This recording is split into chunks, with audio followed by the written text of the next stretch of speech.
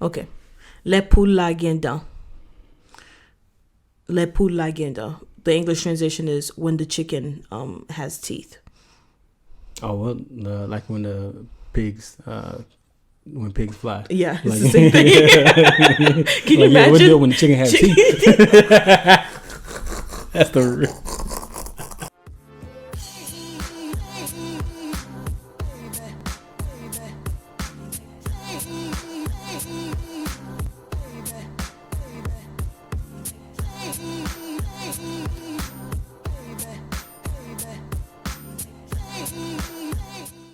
Hi, I'm Alex. And I'm Grace. We are two trauma survivors who are married. And just learning how to love, grow, and heal together. Thank you for joining our podcast, Love and Grace. Okay. Hey, everybody. Oh, yeah. Hey. So today we're going to be talking about the fact that even though we're both Black, we're from other cultures, right? I'm Haitian, born in Haiti, and he's African American. So, you know, I always forget. I always forget to wear my ring. I'm here. I'm claimed. Where we at? So even though we're, both Black, we have different cultures. Yeah. And that's something that we've kind of had to confront in different ways in our marriage. Right. This episode is going to be, just a little bit lighter than the other episodes, but we're still going to be talking about how it impacts our marriage and our relationship. Here. And I'm really excited because we have a game at the end, which really gives you an insight into our everyday life, at least from Alex's standpoint. So we'll go to that soon. So what's your first question, babe? Oh, how did our cultures play a role in our marriage? How did our cultures? Do you want me to answer that, or you want to answer that? You go ahead. Okay. I would say that even from like planning our wedding, like before we got married, you really saw how our cultures were so totally different. So in American culture, it's more like individualistic, right? People leave their house when they're 18 to go, whether they're going to college, doing something else, but they usually leave their house when they become adults. And so it's more like the goal in American culture is to leave home to build your own home. Right. While the goal in Haitian culture is even when you leave to build your own home, you're really just expanding the community. You're not creating your own community. So my culture is very community based. Now, in our wedding, when we were trying to figure out our wedding guest, I thought that Alex was going to have a harder time figuring out his wedding guest because I caught my 50 quick. Now, we were only going to send 100 invites, and then from there, whoever answered, at appropriate time is who we're keeping. But and I have the most immediate family, like more immediate family than she does. I'm telling you, so I'm one of 3. Alex is one of what, 8? There's 8 of us. One of 8 siblings. Yet somehow it was harder for me to narrow down my list. I really thought he was going to have a harder time. I really did. But so when I was coming up my guest list, my auntie and my mom were like, well, this is this family friend, this distant cousin. And I'm like, I haven't that saw you once. I've never met these people, or if I've met them, I haven't spoken to them in decades. Mind you, I'm 26. So if I haven't spoken to them in decades, that means you were 6. I was like 5, 4, maybe 3. I was a single digit person. The lower single digits. Right. Like lower single digits when I even talked to them or even remember or met them. But it was a meaningful conversation when you had that last conversation. When you were 3? With that one person? That's why they had to be invited. It's so great. So having to narrow it down, and I really had to like come back with my mom, my auntie, like, nope to these people. But then at some point too, I had to realize that, okay, there are some of these people that do need to come, even though they're not immediate family. So I found some ways to compromise that way. And then the week before my wedding, I got to the point where I was like, listen, why I was really I had to throw like a fit. I was upset because I was like, stop adding people to my list. The people I have are coming. The people you're adding, I'm going to call them myself and tell them, but I was not going to do that. But I needed my family to know I was serious. that I was going to call them myself. You weren't going to do it? You didn't tell me you weren't going to do it. Because I needed them to know. I needed them to know. And they took me seriously. My auntie and my mom both took me. Because I just didn't want the wedding to get shut down. Because you couldn't our venue is so small. I'm like, all right, yo. So yeah, we definitely saw that in our just putting together our guest list. Like Alex is like, okay, this is my immediate family. Boom. Yeah, this is my immediate family, but like I had like people in like California and like Alabama, Georgia, North Carolina that I wanted to invite, but I was like, nah, we're gonna keep it in-state because I don't want to go over these numbers, and I know I want to make sure that I got enough people. So I'm like, she said I'm gonna go crazy, so I wanted to make sure I was good. On the other side, he was definitely much. I did not anticipate how much that was going to take. No. So does it play a factor in our marriage? A factor? Yeah, it plays a factor a lot. Yeah. Does it play a factor in our marriage? Absolutely. Even now with me being pregnant, the way that we approach pregnancy in the Haitian culture is very private. And it's for him, it's like, we know the gender, I don't care. We just tell people the gender. Like, it's not a big deal for him, but for our culture, gender name, that kind of stuff, it's very private. So we didn't have. What is your answer? We didn't have a lot of traditions. Like everybody's for themselves, pretty much. So like, what I grew up and like didn't like from my family, I just don't bring into my other, like, into the marriage or whatever. So I'm like, okay. Yeah, I guess we can, like you were saying, like the gender and all of that stuff. I didn't have many traditions, so it plays a factor. Only like cultural stuff, like you haven't seen Coming to America or like that. So reference. Oh, that's good. Like I make references to like Coming to America Friday all day, right? From the moment we met, he's been making Coming to America references. I did not get them. So I'm like, I'm giving you gold here, and you're like, I've never seen that movie. I'm like, why am I friends with you? Oh my god! But he kept making references because it's natural to my body. I finally watched it a month ago. Right. I watched it. I probably need to watch it again because he made references after I watched it and I didn't get it. I mean, I've seen it multiple times. 100 times. Okay. Very easily 100 times. So it's just one of those movies that's just in your grandma's house that you just watch. I can see why it's like such a cultural staple, though. It's either that or Benny Hinn.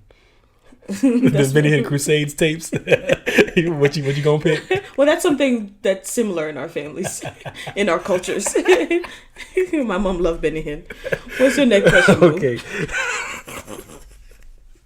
Just slapping people with the okay. He was out there doing the most. All right. What does compromise look like in your area, in that arena? I said, what does compromise look like in that arena? We already talked about that. Wait, can you say the question again? What does compromise look like in that area? So in the area of our marriage and culture and stuff culture. Like that. I think for me, like I can only think of the pregnancy, think of like the that stuff. Like I just text my family, hey, this is what the gender is, this is what the name is, boom. We're not putting it on social media, right? So like, and that's pretty much like I don't do social media like heavily like that anyway. When it comes to like personal stuff. So that was the only thing for me. I'm trying to think of anything else of a compromise that you got one.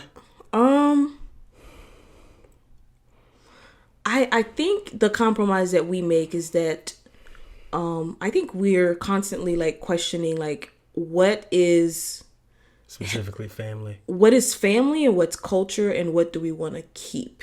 And I think for us that's the compromise that we do, is like we do question that, we do interrogate that.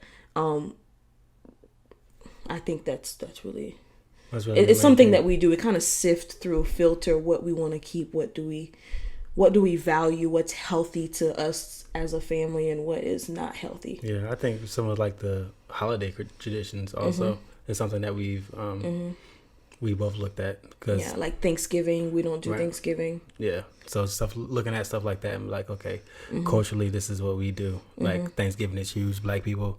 So like that's where everybody goes to the auntie grandma's house and like and like I would like that's where everybody goes. I would like to like go to families' houses, but like for me, like as for me in my house, like we just gonna take the day off and we gonna hang out. If we order pizza, we order pizza. Yeah, like we're not gonna make a big deal out of it. Yeah, and my family hasn't celebrated Thanksgiving. I don't remember last time we celebrate Thanksgiving. Like maybe I have extended family, like an auntie that has a dinner or something like that. But like my immediate family, which actually goes to your next question, which is, you know, how is your family different than the rest of your cultures? Yeah. The rest of your culture. Is it a traditional Black or Haitian family? Yeah, is it a traditional Haitian family? I would say my family, the way my mom is, first of all, let me talk to you about my mom and my dad, okay? They were like political activists, hippies, okay? When they met, that's why we got middle names like Moonflower and Flower Queen. The Sun, like that is actually the name of my sister, the Sun. That's it. Really, that's what that means? Solesa? Yeah. No. So you know, my mom was already like non-conformist from her family. The rest of my family is Catholic. My mom is Protestant. And even when my mom became Christian, she was still out of the box. Like she doesn't fit in with other Protestant Christians. Yeah. So we've never like, one thing about my mom is what I really appreciate is that she kind of sift through in her own way, you know, while being a single mother, being the only single mother among her siblings, among her family, the only unmarried mother. She really had to find her own way. So she really sifted with God as to like what things she want to keep, what things she doesn't want to keep. So in many ways, as an adult, there's a lot of things I'm like reconnecting and relearning. Even now, my mom is like, there's some things she's like, you know, Haitian culture is like this. I was like, but you didn't raise us like that. My mom raised us to be proud of being Haitian, but also really our identity was found in like our purpose and our destiny, and like she always spoke about who God created us to be, that kind of stuff. So I would say we were already non-conformists. My family is. What do you think about your family? My family, we were just like, we were surviving, so we didn't have like enough there wasn't like any necessarily Black pride. We understood our Blackness. We lived our Blackness. It was just something that we were. It wasn't necessarily something that we that was like taught. Like this is, you know, as a Black man, this is what you learn. Like it wasn't a lot of that. It wasn't like intentional. This is what Blackness is. Yeah. So and we were separated from like my dad's sisters, my mom's like family. Like they were the only ones that were in Tampa. So like my dad's from Georgia, my mom's from Ohio. So like they were separated from their families, and like it was like, okay, well then we're just doing what we're doing. We're just living. So the neighborhood kind of taught us our Blackness, the schools that we went to, the friends that we had, and we didn't like, you know, the church, like every Black History Month. My mom is a wealth of information though. When it comes to Black people stuff, it just flows out of her. She doesn't intentionally like sit us down and teach stuff, but if something comes up and like in a flash, then she's like, oh yeah, I was walking down the street with Muhammad Ali, and this wait, literally that's a literal story. Yeah, I was walking down the street with Muhammad Ali, and when he passed by, this is what I saw. Like I was like, okay, mom, like can we? So she does record. She records in she codified, so she writes it down and she records stuff. But she has like a whole bunch of stories. She had like a radio station in the 60s and in the 90s. Like she has a whole That's backstory. funny because my mom had a radio station in Haiti. Yeah. So I learned a lot of information from my mom just about Blackness and about but as an adult, right? But not as a kid. No. As a kid too, she would just, whenever things would pop up, she doesn't like sit you down, but whenever things would pop up, or like whenever I'm watching a documentary about something, she lived it, and so she would just tell me about like very specific things. And she was also a journalist, so she tells it in a very detailed way about like, and like not necessarily emotional, but like just a storyteller. In a storyteller type of way. That's where Alex gets his storytelling from. So that's how I learned.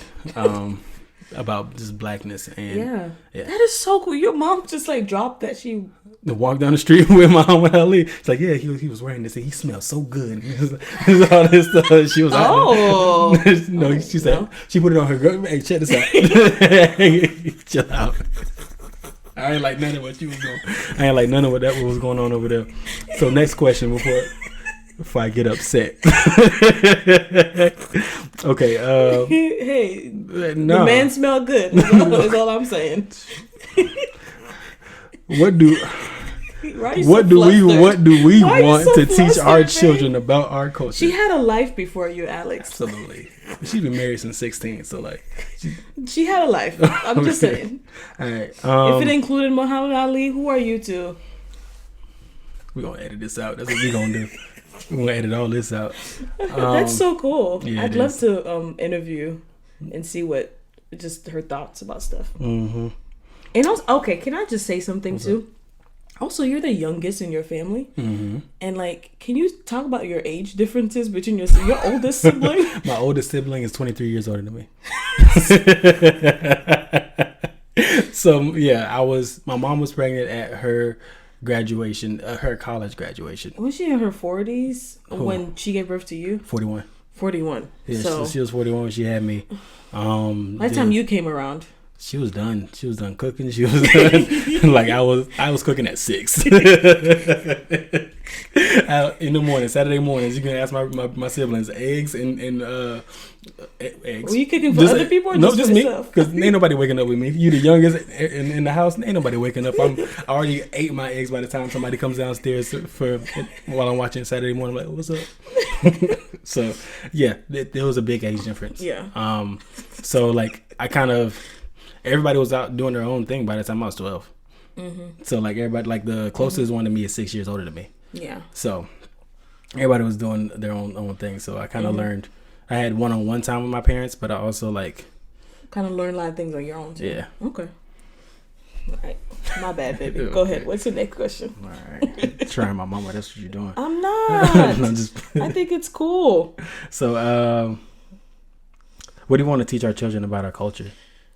Language. Yeah. Creole language for sure. Yeah. I've already looked at books on Amazon that like little kid books where you teach them like, colors and animals and stuff like that. I've looked up books that has them in English and in Creole.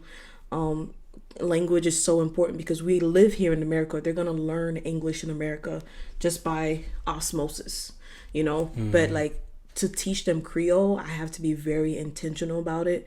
I want my child to be able to speak Creole. So that's so important to me. I would feel like I failed as a Haitian parent if my child didn't know or understand Creole. Like, yeah. So language is super important for me. For me, it's language because Ebonics is such a rich culture. They're going to learn it though. Just by being around me, being around their father, being around their father. Yeah. You understand that? So yeah. One of the Alex here's the funny thing about Alex, I have to say. Were you about to move on to the next question? No, I wasn't. Did I interrupt you? You did not. You did, but go ahead. I'm sorry. So one of the funny things about Alex is that like, even though he's from Tampa, Florida, he be picking up slang everywhere, every black community in America. And he just be dropping it randomly, and I swear he knows what he's doing. No. And I'm like, I don't know what you just said. Okay? I came from Haiti to Florida. I only know Florida black people slang. Stop bringing Chicago and New York and like California. Like, stop. But I study. Like you'll just randomly see me watching like accents. Like, what is I have a list of my favorite accents. If you want to, you go in the comments if you want me to say those. It'll be in the description box. It won't. It will not. It won't be. But I have like a top 10 list of accents that I like black people accents. I have I just like other people's the way of speaking, and very specifically black people's way of speaking. Yeah. So I kind of study that like independent study because I just think it's cool. You do. So yeah, I would just be catching him watching videos of like just different hoods across America, their slang and their accents, stuff like that, which I think is pretty interesting. So yeah, I think what do I want to pass down? Just blackness in general. Yeah. Like I mean, of course, they're gonna get it from Black Twitter, but like, I want. You don't know how big Black Twitter is gonna be by the time the baby gets able to like 10 or. What do you want to teach them? I want to teach them how to use Black Twitter. So no, I want to like just blackness in general. Just like what is it like to be black in America? Of course, we're gonna talk about the downsides of that. What to be conscious of, but also just like not necessarily pride, but just like, hey, you black. Also, you're. I want you to be. I say pride. I want you to be proud of your Haitian, your Haitian culture, but you're also black. So I want you to be very, I guess, proud of that also. Yeah, be proud of being Black American. That's cool too. So, because then like I just think it's really cool. There's a lot of negative, but there's a lot of bright spots. There's so much love. So I just want to. Whenever I get a chance, like whenever I learn something, I just throw it back at the baby, or throw it back at my children. So that's what I really want to pass down. Just like you're black and your daddy's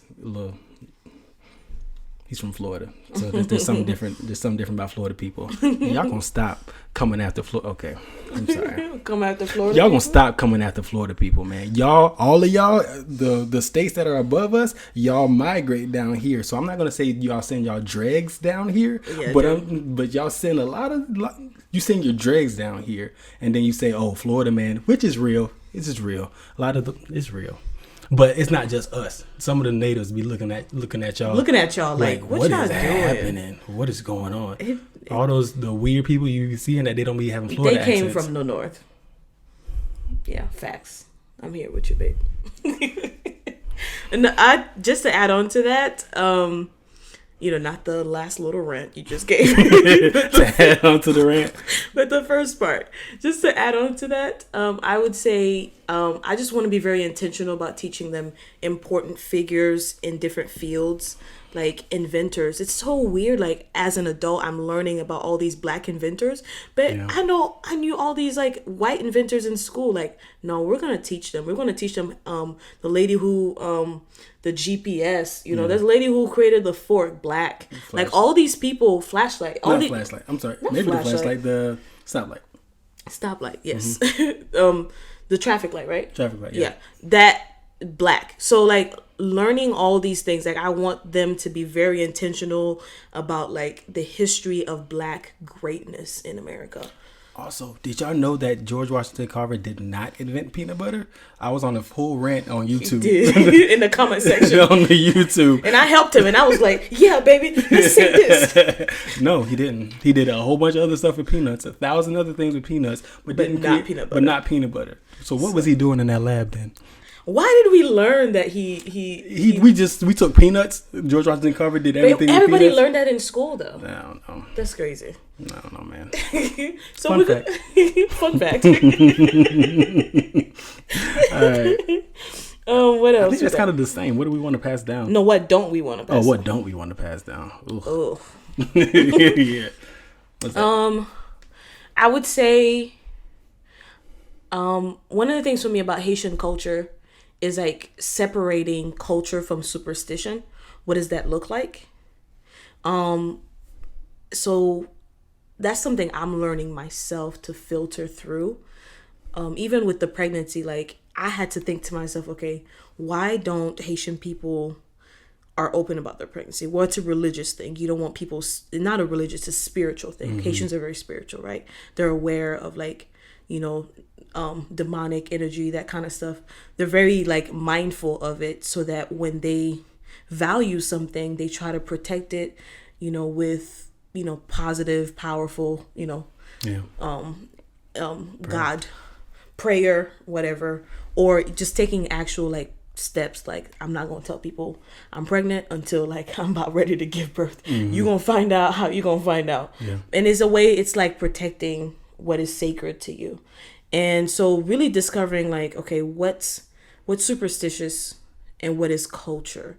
And even in doing that, I recognize, there is, for me, I find there's value in it, like in that privacy. And when I am ready to bring up pregnancy, like right now I'm the second trimester, right? I'm at the end Yep, I'm at the end of my second trimester. So at this point, I'm ready to be a little bit more public with it.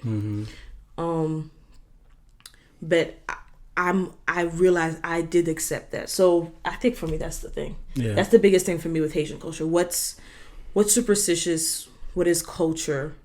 And filtering that out.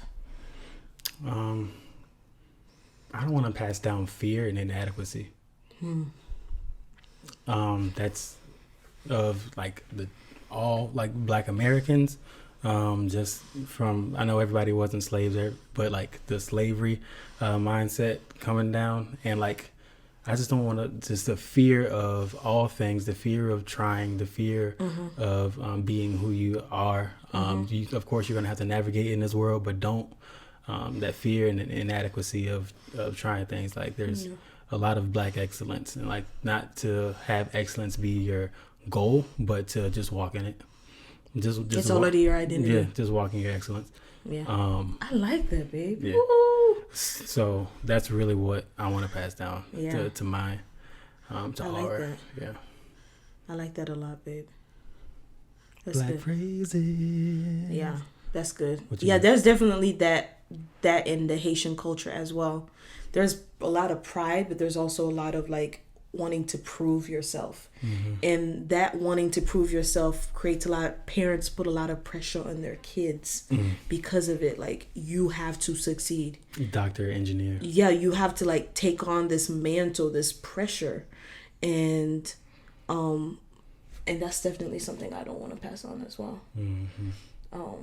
I would say another thing I don't want to pass on is the idea that being Black will limit your interests.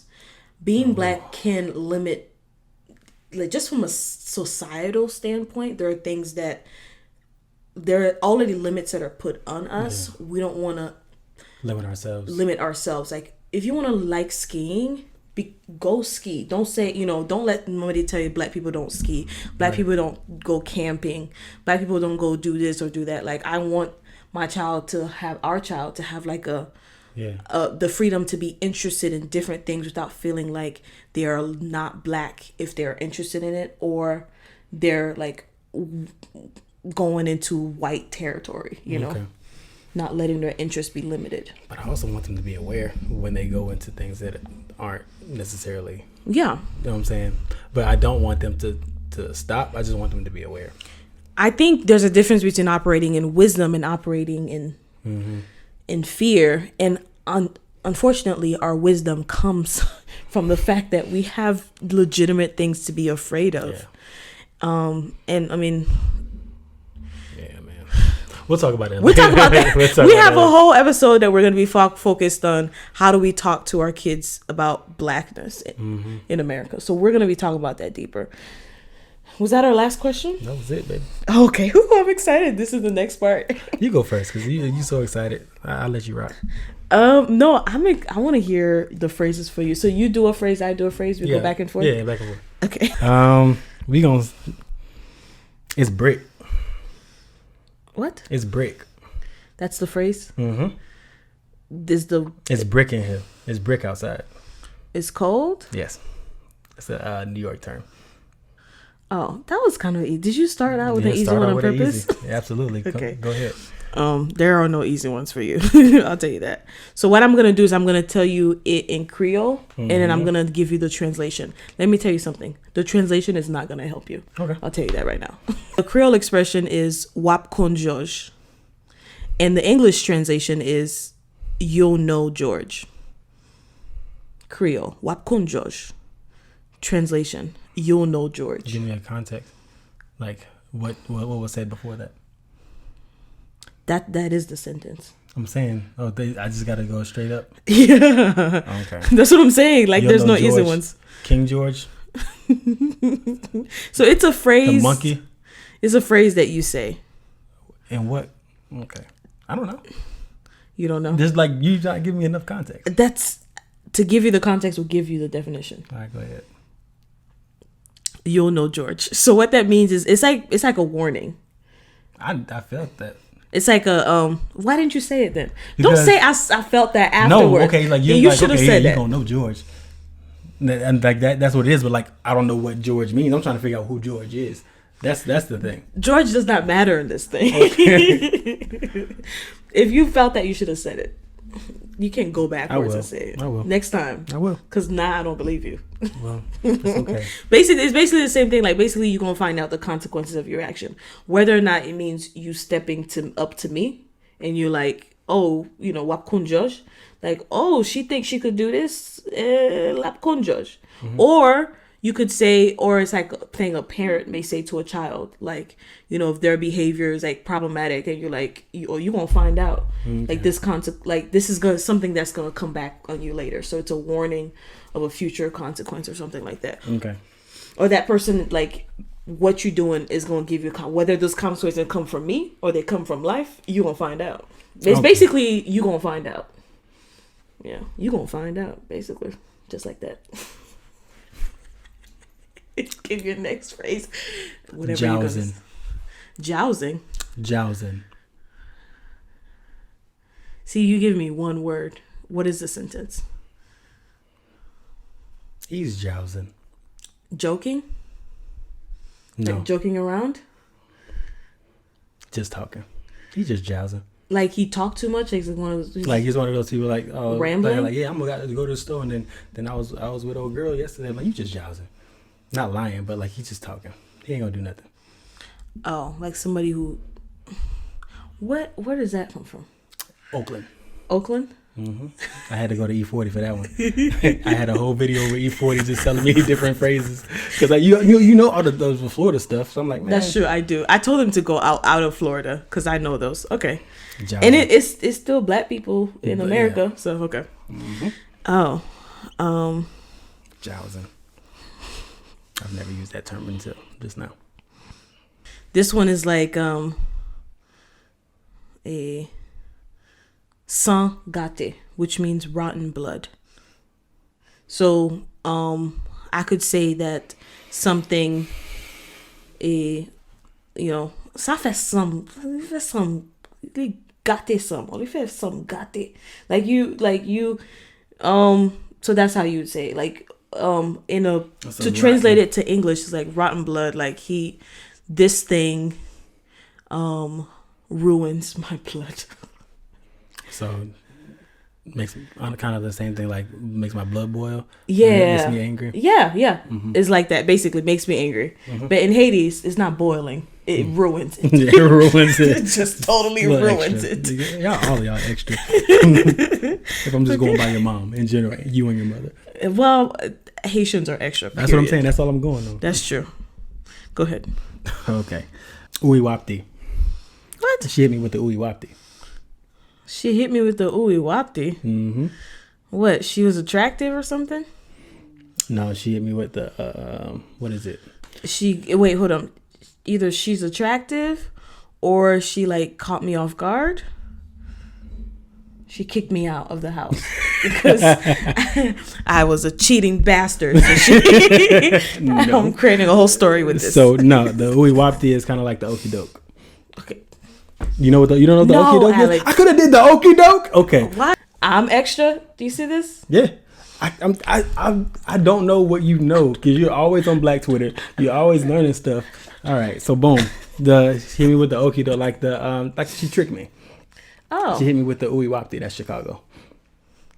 Okay. That is a sentence that somebody would use. She hit me in what decade is this? Late 90s, early 2000s. Wow. Okay. That's literally a phrase from a Kanye West song. Okay.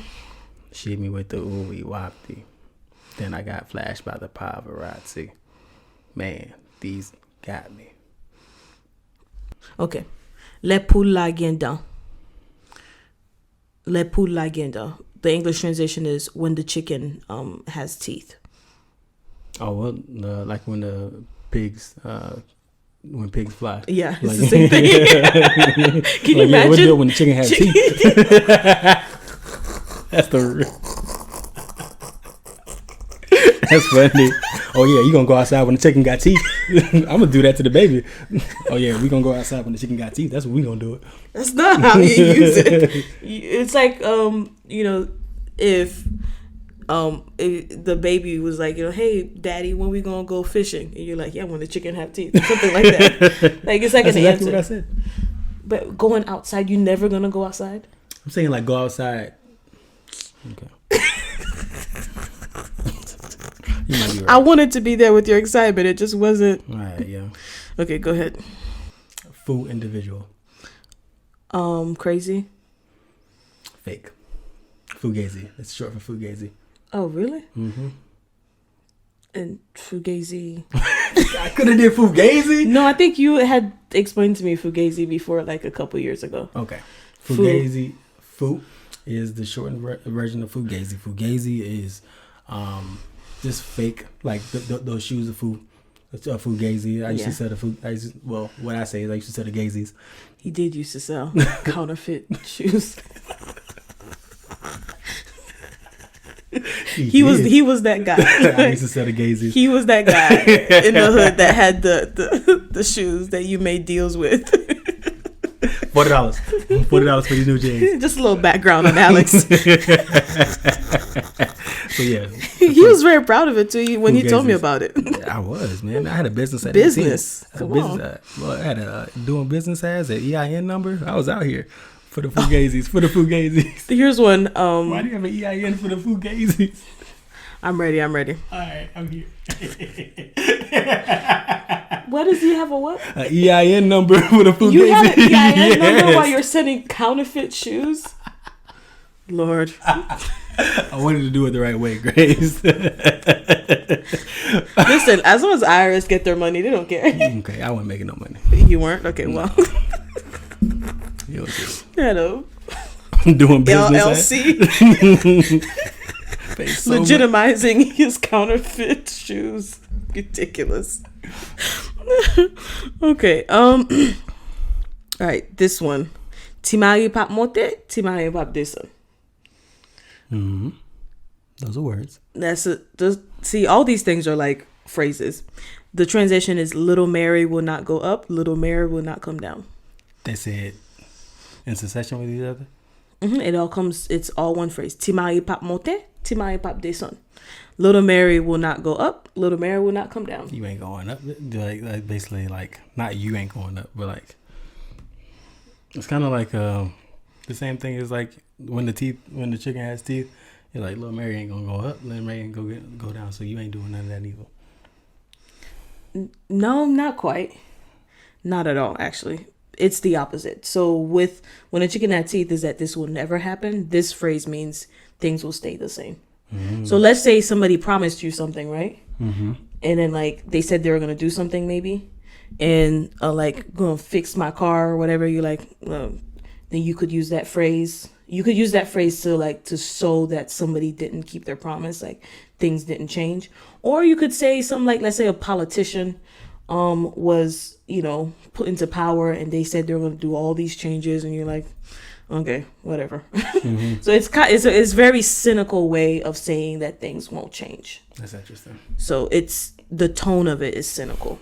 Okay. It's not just like things will stay the same, like in a happy way. It's like, no, this is kind of cynical. Like, Timaya Bab no said, Timaya Bab this, okay, ain't nothing gonna change. Mm. It's kind of like that. Is that it? Yeah. You want more? That was fun. Yeah. Boom, boom. You did good. I think having the translation to English, but here I think one thing that helps too is that you get a lot of context clues from facial expressions. Mm-hmm. And when I was saying it in Creole, I was giving like the tone of the phrase. So I think that helped you. Black people are black people. Yeah. Like when you say like when the chicken has teeth, like that's very that sounds like a country grandma all day. So like it makes sense. Us descendants of Africans, man. Yeah. When the chicken got teeth. I'm just trying to imagine a chicken with teeth. When it grows teeth. I'm saying that. I'm taking it. Go ahead. I'm taking that. But you better say it in Creole. Okay. I'm learning, y'all. He's learning Creole. I wanted to say a phrase, but I didn't remember one. So We'll catch you later. I'm learning. Yeah, on the next one. So the next time we're talking about Black relations, probably. We're not sure what we're gonna do yet. We're not sure what we're gonna talk about next time. So okay, we'll catch you later. All right. Thank you for listening to this week's episode. Please download our app and subscribe to us on YouTube. Our YouTube page is called My Black Therapy TV. You can also find us on Facebook under My Black Therapy LLC, and our Instagram, which is @official My Black Therapy. You can also support us on Patreon just by searching My Black Therapy, or going to patreon.com/My Black Therapy.